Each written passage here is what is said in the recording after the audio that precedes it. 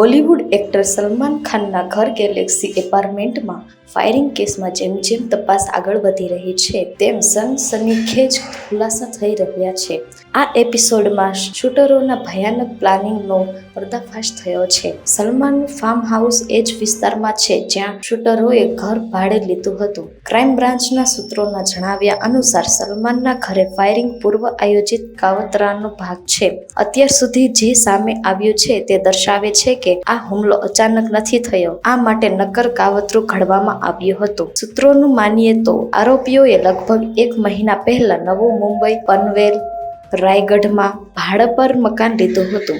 એક જ ઘરમાં રહેતા હતા. હવે મકાન માલિક પણ રડાર પર છે. તેણે કોના પ્રભાવ હેઠળ મકાન આપ્યું અને કયા દસ્તાવેજો લીધા તેની તપાસ કરવામાં આવશે. ઘર કોના નામે લીધું ને ત્યાં પણ મહત્વનું છે. ભાડા પર મકાન આપતા પહેલા એનઓસી જરૂરી છે. એનઓસી કોણે લીધું કે નહીં, પોલીસ પાસેથી લીધી તો ક્યાં નામે, આ હકીકતો તપાસી રહી છે.